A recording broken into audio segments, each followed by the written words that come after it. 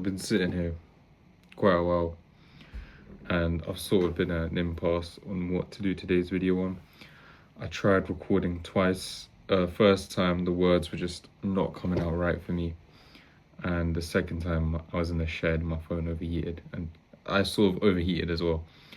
Now, I know I didn't do a video last week and much apologies for that. I mean, it got really hot, but that's no excuse. I mean, I was just lazy, let me be real. And I was planning on maybe just avoiding doing a video this week as well, because I just couldn't think and it's far too hot to think for me. But yeah, that's just bullshit excuses, let me be real. I said I was going to start the TikTok and the Instagram. I started the TikTok and the Instagram. I'll probably link them in the description below. If we could grow them, that would be lovely. But today I want to do something a little bit different. It's no surprise, I'm a brown man, and the experience that a lot of people have in modern society is one characterized by hatred. Our society is becoming fueled in almost exclusively by hatred, and there's nothing we can do if we just sit back and accept it. It will just digress further and further and further. It's like the I'm pretty sure this is an age-old poem where the person's talking about first they went for the black people. I'm just paraphrasing, obviously I don't know it, and I didn't say any tripping on my words. I'm just paraphrasing this, obviously I don't remember it off the top of my head. I do know that it's a relatively well-known poem, but he says something like, oh, first they went for the black people and I didn't say anything because I was not black. Then they went for the Jewish people and I did not say anything because I'm not a Jewish person. Then they went for the women and I didn't say anything because I'm not a woman. Then they went for me and nobody spoke out for me because everyone that could have was gone. Something like that. Obviously I'm paraphrasing, and if I'm wrong, please forgive me. I apologize, forgive me. But that being said,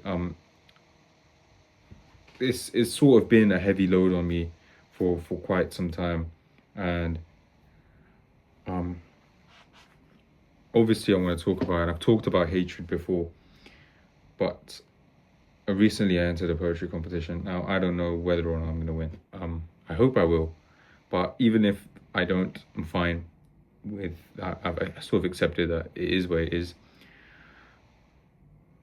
The thing is though, we can't be vacant spectators to the blind hatred that we're surrounded by.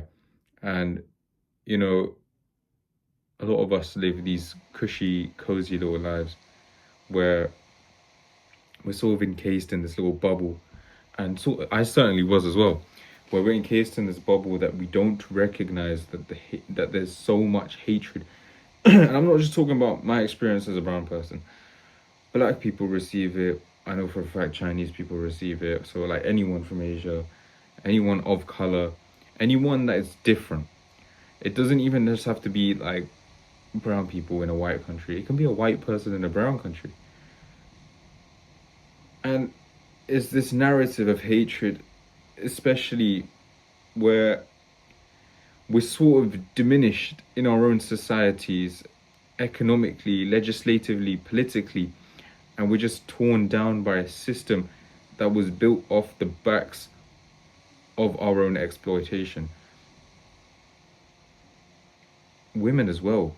The whole system is designed in favor of a quote-unquote majority people, and this majority benefits from the exploitation of such a large minority to the point where it comes, is the majority that's succeeding as a result of the exploitation of the minority? Is that majority actually a majority, or is it a minority of the majority who exploit the rest of us?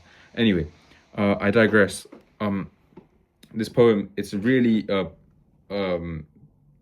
emotionally charged on one level, politically charged on another level, and it's a reflection of everything I stand for, if I'm being honest, and it's a reflection of myself. That being said, if you do find anything offensive, I do apologize. My intention isn't to hurt anyone or any group or any person. My intention is solely just to dissolve the hatred that is stitched so deeply into the fabric of our own society. I've titled this Turmeric Stains on St. George's Cross. Far too much colour to be from here, and so I get hit in the face with a bottle of beer. But far too white to be from there, he looks like a girl, look at his long hair. The sanctimonious sergeant gives his sermon, the same sergeant that's got the world scared of a man in a turban. Love thy neighbour and thou shalt not kill, but what if he is of colour? Emmett Till. Got stopped on the train a couple times because of my bag.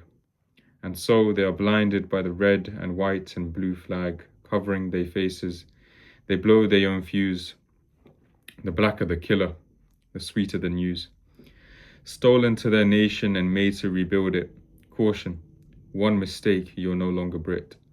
Sowing in their kids the seeds of scorn. Curry muncher, blackie, terrorist, go back to where you came from. I don't know where to go. Where is my home? I don't like how Star Wars treated John Boyega, Dave Kano, Jim Legacy, Skepta. Yet still they cannot see through their glaucoma of ignorance. It don't matter that the land of Britons was built by immigrants. He's one of the good ones. I tried to assimilate. On the phone with my mum. Quit speaking, bud ding ding mate. Hi Rabba, the aunties back home say, your butt has the whitewash. There are turmeric stains on my St. George's Cross. That's that. Obviously, yeah, I don't mean to offend anyone. So obviously you have, just looking at it, there are slurs in here that have been, I've received these slurs. My intention isn't to hurt anyone by saying it. My intention is just to raise awareness of how critical the situation is. And so it is that where we have a society where we are hurt, where we are damaged, where we are degraded. Not just me, many others like me. People who are cast as other, people who are cast as different. People who are seen as less. They don't even have to be a minority. So obviously women as well, they're treated as less. Despite being, it's a 50-50 split, technically. In spite of that, they're still treated as second-class citizens. We're treated as second class. A lot of people are treated as second class. That being said, again, I apologize if anything of this is charged and you're hurt by it. That's not my intention, of course. But I mean what I say, and I stand by what I say. Hopefully, this is a sort of means of having a connection, a mutual connection between everyone, to sort of disintegrate the hatred that runs so deep and has been so virulently established in our society.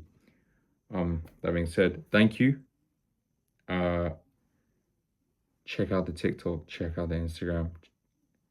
Probably link them down below. Give them a like, give them a follow. You know, the shebang. I'll be dropping clips on them. I'll probably do like a couple short videos as well, dropping them on that as well. Yeah, that's all, man. I love you guys. Take care. We'll be back next week. Next week we're gonna go back to the norm. I just couldn't today, and it wasn't working. I tried reading from my book, but it just felt too inauthentic to me.